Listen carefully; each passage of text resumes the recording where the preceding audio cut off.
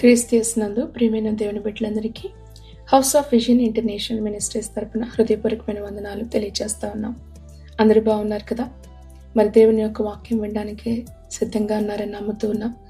మరి ప్రత్యేకంగా మీరు పంపిస్తున్న ప్రార్థన రిక్వెస్ట్లు మరి మాకు చేరుతా ఉన్నాయి.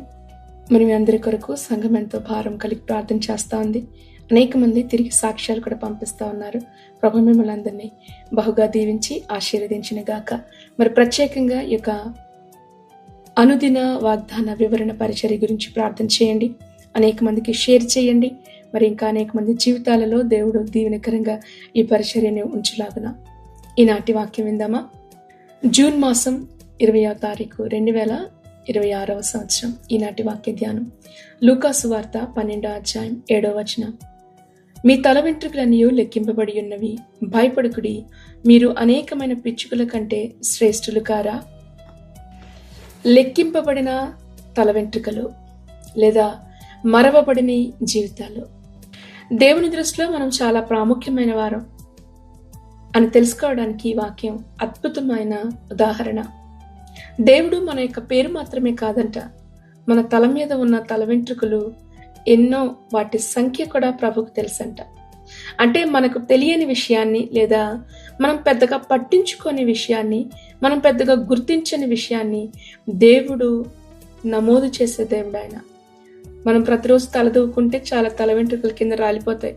మనం కూర్చొని ఎన్ని రాలిపోయినాయి అని ఏ రోజున మనం లెక్క పెట్టం. కారణం ఏంటంటే మనకు పెద్ద పట్టింపు ఏముండదు. కానీ దేవుడు మాత్రము ఆ తల వెంట్రుకలన్నీ ఆయన లెక్కిస్తాడంట. చూసారా? మనము ఒకవేళ బాధ కలిగినప్పుడు కన్నీరు కారుస్తాం. ఎంత కన్నీరు కార్చామని మనం ఏ రోజున మనము లెక్క చూసుకోం. ఎడిటోళ్ళు ఎప్పుడు కూడా మన యొక్క కన్నీటికి లెక్క చూడరు, పట్టించుకోరు పెద్దగా.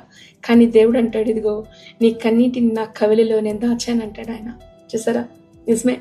ఈ రోజున ఈ లోకంలో చాలా మంది వాక్యం వింటున్న వాళ్ళు మమ్మల్ని ఎవరు పట్టించుకోలేదని మీరు అనుకుంటున్నారా? కుటుంబం మర్చిపోయింది అనుకుంటున్నారా? స్నేహితులు విడిచిపెట్టేశారు అనుకుంటున్నారా? ఆ సంఘం కూడా మమ్మల్ని గుర్తించట్లేదు అనుకుంటున్నారా? కానీ ప్రభు చెప్తున్న మాట ఏంటో తెలుసా? నీ తల వెంట్రుకలు నేను లెక్కించాను, నీవు మర్చిపోబడలేదు. ఇది విశ్వాసికి అద్భుతమైన ధైర్యాన్ని ఇచ్చే వాక్య భాగం. ప్రభు అంటున్నాడు ఏమనంటే, భయపడకుడి, భయపడకుడి. కారణం ఏంటంటే నీ తల వెంట్రుకలే నేను లెక్కించాను, మరి నీ జీవితాన్ని నేను మర్చిపోతానా? ఇది దేవుడి రోజున చెప్పాలనుకున్న వాక్యం.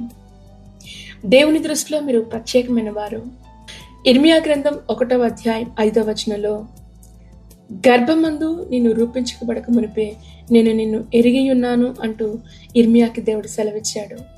అంటే దేవుడు మీ పుట్టుకకు ముందే ఆయన నిన్ను తెలుసుకున్న దేవుడు. నీకు రూపము ఏర్పరచక ముందే ప్రభు నీ పట్ల ఒక గొప్ప ఉద్దేశాన్ని తన మనసులో ఆయన కలిగి ఉన్న దేవుడు ఆయన. నీ గురించి ఎవరు పట్టించుకోవట్లేదని నువ్వు అనుకుంటున్నావు. కానీ వాక్యాన్ని గుర్తుపెట్టుకోండి, దేవుడు నా తల వెంట్రుకలు లెక్కబెట్టాడు, నన్ను ఎందుకు మర్చిపోతాడు అనే ధైర్యం ఈ వాక్యం వెంటనే మీలోనికి రావాలా? మీ పోరాటాలు ప్రభువుకు తెలుసు, మీ కన్నీరు ప్రభువుకు తెలుసు, నీ ఒంటరి స్థితి ప్రభువుకు తెలుసు. కీర్తన గ్రంథం 56వ అధ్యాయం 8వ వచనం, నా కన్నీళ్లను నీ కవిలిలో నువ్వు దాచి ఉంచావు. లెక్క పెడుతున్న దేవుడు ఆయన. ఆశ్చర్యమేమి కాదు. అవును, పిచ్చుకలను పోషించే దేవుడు నిన్ను మర్చిపోతాడా? పిచ్చుకలు చిన్న పక్షులు, మనుషుల దృష్టిలో పెద్ద విలువైనవేం కాదు. అయినప్పటికీ కూడా దేవుడు వాటిని జాగ్రత్తగా చూస్తున్నాడు ఆయన. లూకాసు వార్త 12వ అధ్యాయం 6వ వచనంలో 5 పిచ్చుకలు 2 కాసులకు అమ్మబడతాయి కదా, వాటిలో ఒక్కటి కూడా దేవుని ఎదుట మరవబడలేదు. అవును, ఒక్క పిచ్చుకను కూడా దేవుడు మర్చిపోకపోతే క్రీస్తు యేసు ప్రభు యొక్క రక్తంతో కడగబడిన నీ యొక్క విలువ ఎంత గొప్పదో ఆలోచించారా? ప్రభు మిమ్మల్ని ఎందుకు మర్చిపోతాడు ఆయన? దేవుని యొక్క సంరక్షణ మీద నమ్మకం ఉంచండి. ఈ రోజున చాలా మందికి భయం, భవిష్యత్తు ఏమైపోతుందన్న భయం. ఉద్యోగాలు లేవు చాలా మందికి, భయం భయం భయం. ఏమవుతుందో దేవుడు సంరక్షిస్తాడు. ఆయన మర్చిపోయే దేవుడు కాదు. ఈ రోజున మీరు భయంతో అయ్యో ఒంటరిగా ఉన్నాం అనుకుంటున్నారా? నీవు ఒంటరిగా లేవు. దేవుడు నేను విడిచిపెట్టడు. నీ భవిష్యత్తును దేవుడు ఎంత మాత్రము చీకటిగా ఆయన ఉంచడు. గొప్ప వెలుగు మీ జీవితంలో ప్రకాశించబోతా ఉంది. విశ్వాసం ఉంచండి, వాక్యం మీద నమ్మకించండి. దేవుడు నీతో ఉన్నాడు. ఆయనని తెలుసుకుంటున్నాడు, ఆయన నిన్ను కాపాడుతున్నాడు. కీర్తన గ్రంథం 27వ అధ్యాయం 1వ వచనం, యెహోవా నాకు వెలుగు, నా రక్షణ, నేను ఎవరికి భయపడదును. అవును, ఆయన మనకి వెలుగుగా, ఆయనే మనల్ని కాపాడేవానిగా ఉన్నప్పుడు మనం ఎవరికి భయపడాలి? ఏ శ్రమకు భయపడాలి మనం? నీ విలువ ఈ లోకం నిర్ణయించలేదు. నీవెంత విలువైన వానివో క్రీస్తు ప్రభు యొక్క శిలువ నిర్ణయిస్తా ఉంది. క్రీస్తు ప్రభు యొక్క రక్తం నీ యొక్క విలువను నిర్ణయిస్తా ఉంది. నీవు అమూల్యమైన వాడవు దేవునికి. భయపడకు, నేను నిన్ను పేరు పెట్టి పిలిచి ఉన్నాను అంటున్నాడు ఆయన. ఈ రోజున మీరు చాలా డిప్రెషన్లో ఉండొచ్చు. ఈ వాక్యం వింటూ మీ చెవిలో రకరకాల స్వరాలు వినొచ్చు. ఎందుకు పనికిరావులే, ఇంక నీ పని అయిపోయింది, అందరూ మర్చిపోయారు, దేవుడు కూడా నిన్ను విడిచిపెట్టేశాడు, నువ్వు దౌర్భాగ్యుడవు గనుక అనే మాటలు వినపడుతున్నాయా? నీ ప్రార్థనకు సమాధానం రావట్లేదు అనిపిస్తుందా? కానీ ప్రభు చెప్తున్న మాట ఏంటో తెలుసా? నీ తల వెంట్రుకలన్నీ లెక్కించబడ్డాయి. నీ బాధ ఏంటో అది లెక్కించబడింది. నీ కన్నీరు లెక్కించబడింది. నీ ప్రార్థనలు లెక్కించబడ్డాయి. నీ విశ్వాస పోరాటం లెక్కించబడింది. నువ్వు ప్రభు కొరకు చేసిన ఆ సేవ లెక్కించబడింది. అది మర్చిపోబడలేదు. నీ నిరీక్షణ లెక్కించబడింది. అందుకే ప్రభు చెప్తున్నాడు, నేను నిన్ను మర్చిపోలేను, నేను నిన్ను విడిచిపెట్టలేను, నేను నిన్ను ప్రేమిస్తున్నాను, నేను నిన్ను ఎన్నుకున్నాను అంటున్నాడు ఆయన. దేవుని దృష్టిలో ఒక గొప్ప వ్యక్తివి. భయాన్ని విడిచిపెట్టండి, విశ్వాసాన్ని పట్టుకోండి. రాత్రి వేళల్లో నిద్రపోకుండా కారుస్తున్న కన్నీటి ప్రభువుకు తెలుసు. జీవితంలో ఏమైపోతుందో అనే భయము, పోరాటం నీ పరలోకపు తండ్రికి తెలుసు. నీ హృదయంలో దాచుకున్న ప్రతి గాయాన్ని కూడా ఆయన చూస్తున్న దేవుడు. ఎవరికి చెప్పుకోలేని బాధ ఆయన విన్నాడు. ఆయన విన్నాడు. ఒంటరి అయిన హాగరు అరణ్యంలో తన యొక్క రోదన ప్రభు మర్చిపోయాడా? ఎవరూ తన దగ్గరికి రాలేదు. ఇంక అంతమైపోయింది తన జీవితం అనుకుని ఉండొచ్చు హాగరు. కానీ అక్కడికి దేవుడు వచ్చాడు. తన దగ్గరికి దేవుడు వచ్చాడు. గుండె చెదిరిపోయిన యాకోబు అరణ్యంలోనికి వెళ్ళినప్పుడు భీకర ధ్వని కలిగిన అరణ్యంలో దేవుడు యాకోబు దగ్గరకు వచ్చి నిచ్చెన వేశాడు. కారణం ఏంటంటే దేవుడు ఎక్కడో ఉండి అక్కడికి రమ్మని పిలవలేదు యాకోబుని. యాకోబు ఎక్కడున్నాడో అక్కడికి దేవుడు దిగొచ్చాడు. ఈ రోజున నీవెక్కడ ఉండి కన్నీరు కారుస్తున్నావో, ఎక్కడ ఏ స్థితిలో ఉండి నువ్వు మొరపెడుతున్నావో దేవుడిని దగ్గరికి వచ్చి ఆయన నీకు సహాయం చేస్తాడు. ఆయన నిన్ను విడివడు, నిన్ను ఎడబాయడు. ధైర్యం తెచ్చుకోనండి. నీ ప్రార్థన ఆలస్యం కాలేదు. ఇంకా సమాధానం కోసం ఎదురు చూస్తున్నారు కదా, తప్పకుండా ఆయన నీకు సహాయాన్ని పంపిస్తాడు. లాజరు సమాధి దగ్గర నిలబడి మార్తా ఉంటుంది, ఇప్పుడు వచ్చిన ప్రయోజనం ఏముంది, 4 రోజులు అయిపోయింది అనుకుంటున్నారా? లేదు, ప్రభు ఆలస్యము మహిమను తీసుకొస్తుంది. నీ జీవితంలో దేవుడు ఇంకా పని చేస్తా ఉన్నాడు. నీకు సమీపంగా ప్రభు ఉన్నాడు. విరిగి నలిగిన హృదయములు గల వారికి యెహోవా సమీపముగా ఉన్నాడు కదా.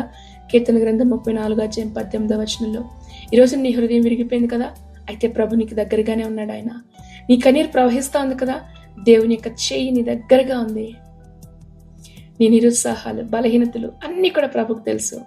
ఆయన శాశ్వతమైన ప్రేమతో ప్రేమిస్తున్నాడు కనుక మనుషులు మారిపోయినట్లుగా ప్రభు యొక్క ప్రేమ మారిపోదు. ధైర్యంగా ఉండండి. మీరు ఒంటరి వారు కాదు. మీ ప్రార్థనలు ఎప్పుడు కూడా వ్యర్థం కావు. నీ గాయం ఏంటో ప్రభుకు తెలుసు. నీ నిరీక్షణ వ్యర్థం కాదు.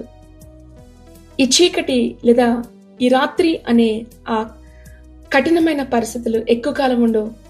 తప్పకుండా ఉదయం వస్తుంది. ధైర్యం తెచ్చుకోనండి. ఈ వాక్యం ద్వారా ప్రభు మిమ్మల్ని అందరినీ దీవించి ఆశీర్వదించును గాక. ఆమేన్. ప్రార్థన చేసుకుందాం. అత్యున్నతమైన సింహాసనం నందు ఆశీనుడైన మా తండ్రి, మీ పరిశుద్ధ నామాన్ని బట్టి మీకు వందనాలు. దేవా, ఈరోజున ఈ వాక్యం ద్వారా మేము నీ దృష్టిలో ఎంత విలువైన వారమో ప్రభా, మీరు మాతో మరొకసారి జ్ఞాపకం చేసినందుకు మీకు వందనాలు చెల్లిస్తూ ఉన్నాము. ప్రభా, భయమును విడిచిపెట్టి విశ్వాసంతో నింపబడ్డానికి నీ బిడ్డలకి నీ కృపను దయచేయి. ప్రతి కన్నీటిని చూస్తున్న దేవుడు, తల వెంట్రుకలే లెక్కించిన దేవుడు, ప్రతి ప్రయాసం కూడా నువ్వు ఎరిగిన దేవుడు, నీకు వందనాలు. అత్యధికమైన నీ కృపను మా పట్ల మీరు కనపరుస్తున్నందుకు నీకు వందనాలు.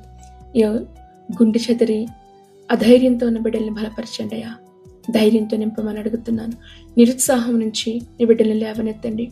చుట్టూ కరువుండగా ఇస్సాకుని అద్భుతంగా నూరంతలుగా ఆశీర్వదించిన దేవుడు, ప్రపంచ పరిస్థితి తల్లక్రిందులవుతున్న నీ బిడ్డల్ని కాపాడి పోషించే దేవుడు నీవే గనక నీ బిడ్డలకి ధైర్యాన్ని దయచేయండి. ఇదిగో ప్రభా, ఉద్యోగాలు కోల్పోయి అనేక మంది ప్రభా ఏం చేయాలో అర్థం కాని పరిస్థితులు, కుటుంబాలు ఎలా పోషించబడాలో తెలియని పరిస్థితులు, ఆర్థికమైన పరమైన ఒత్తిడి, నేను ఇదిగో ప్రపంచం ఈ రోజున ఎదుర్కొంటూ ఉంటుండగా ఈ వాక్యం వింటున్న ప్రతి ఒక్కొక్కరిని కూడా మీరు బలపరిచి లేవనెత్తండి. వారి కన్నీటిని నాట్యముగా మార్చండి అయ్యా. వారి యొక్క అవమానమును సాక్ష్యాలుగా మీరు నిలబెట్టమని అడుగుతూ నీ కృపాహస్తాలకు ఇదిగో ఈ వాక్యం అంటే ప్రతి ఒక్కొక్కరిని అప్పగిస్తున్నాం. బలపరిచి నడిపించమని మీ కృపలో మీ దయలోని బిడ్డలను బలపరచండి అయ్యా. ఉద్యోగ ప్రయత్నాలను మీరు దీవించండి. బిడ్డల యొక్క భవిష్యత్తును ఆశీర్వదించండి. అనారోగ్యంతో వారిని జ్ఞాపకం చేసుకో. ప్రతి రోగం నుంచి మీరు విడుదల దయచేసి స్వస్థత విడుదల మీ నామములని బిడ్డలకు దయచేయండి. నేను నీకు వందనాలు. ప్రయాణాలు చుట్టూ కూడా నీ కంచి వేయండి. మీ కాపుదల భద్రతను దయచేయమని అడుగుతున్నా. నీకు స్తోత్రాలు. ప్రత్యేకంగా నూతన సంవత్సరపు దయా కిరీటాలు నువ్వు అనుగ్రహిస్తున్న బిడ్డలను బట్టి వందనాలు. ఈ దినం పుట్టినరోజులు పెళ్లి రోజులు చేసుకున్న బిడ్డలు మీరు దీవించండి. మెండైన దీవెన ఆశీర్వాదాలతో మీ బిడ్డల్ని నడిపించమని మరొకసారి వాక్యం ఎంతమంది అయితే వింటున్నారు వారందరి హృదయాలు గొప్ప ధైర్యమును ఆదరణ ప్రభు మీరు దయచేసి బలపరచమని ప్రభువైన యేసుక్రీస్తు నామములో ప్రార్థించి బిడ్డలు దీవిస్తున్నాం తండ్రి. ఆమేన్, ఆమేన్, ఆమేన్. ప్రభువైన యేసుక్రీస్తు కృప మీ అందరికీ తోడయ్యండి నడిపించును గాక. ఆమేన్.